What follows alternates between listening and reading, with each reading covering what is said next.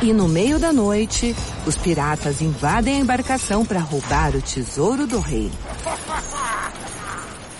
Bastou ouvir um pouquinho de história para sua imaginação e criatividade terem espaço, né? Esse é um dos motivos pelos quais os livros são tão importantes para a nossa vida. Você sabia que neste ano o TikTok fez milhões de pessoas voltarem a ler? Um simples TikTok pode gerar um grande impacto. Descubra livros incríveis e muito mais no TikTok. It's a common sense recap of the big stories. It's Katz and Cosby on 77 WABC. Well, we are back here on Katz and Cosby, and it was a big story in the New York Post. Everybody's talking about spy bosses silencing the Defense Department, not giving the right information about the lab leak, the old Wuhan lab. John, you were one of the first people talking about that. I remember that. And joining us now to discuss this and more is James Bovard. He is with the New York Post. And James, talk about how this was really a huge con on America and the rest of the world. Thanks for having me on. Yes, it was, I had such high hopes for the Biden administration when the president promised to be transparent. But, it just didn't happen.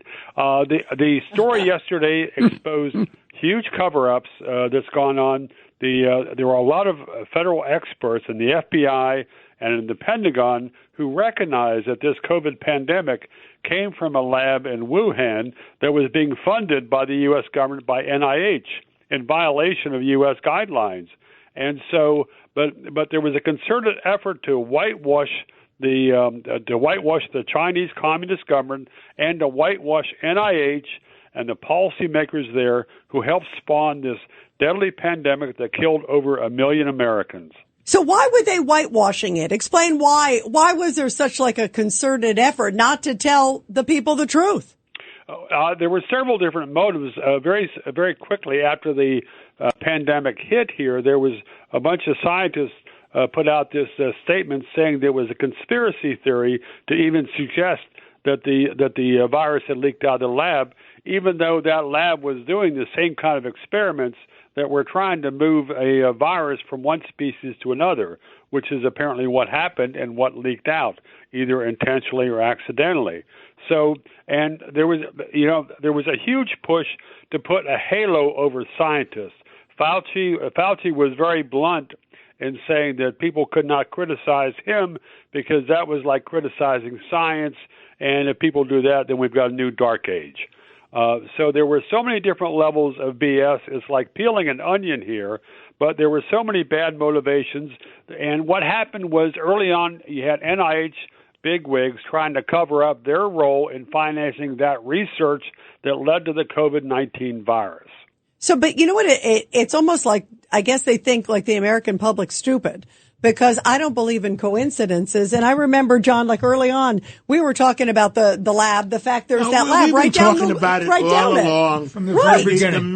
The major channels, CBS, NBC, ABC, they were calling us nuts. Yes. And John, by the way, John, for the record, you were one of the first ones. I remember that it was like the lab is literally down the street. Yeah. And yet they thought, okay, we're going to hide it. I mean, that's ridiculous, James. It really is. And think about the devastation. At the end of the day, it looks like Fauci was full of whatever. Yeah. Yeah, well, it certainly looks like that. And it wasn't them just trying to badmouth critics. You had the U.S. State Department pressuring Twitter and other companies to censor anybody, to suppress anybody who mentioned that research conducted at the Wuhan Institute. That's all it took to get banished. The State Department sent Twitter a list of 250,000 accounts it wanted censored, including American journalists.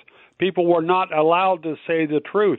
And that was huge because what happened early on was that the Democrats, a lot of the media, took that pandemic to portray the government as a savior. We had to give all this blind power to the government. We had to let them shut down the schools, shut down the churches, the synagogues, everything else, and then later on mandate vaccines because we had to give government absolute power to save us. But if people had recognized early on that the U.S. government had a big role in causing this pandemic, the U.S. government never could have been put on a pedestal. Yeah, great points. Governor Patterson. Mr. Bovard, there's a new administration coming in. The government will be run by people that probably would have been very sympathetic to the first information that would have come out. What do you think might happen in the next 6 months? I hope that they open the files, because this is something which the Trump administration failed to do in 2017, because there are so many files that I think would be scandalous as far as people intentionally covering up some of the evidence on this pandemic. There was a huge effort at CDC to cover up the failure of the vaccines.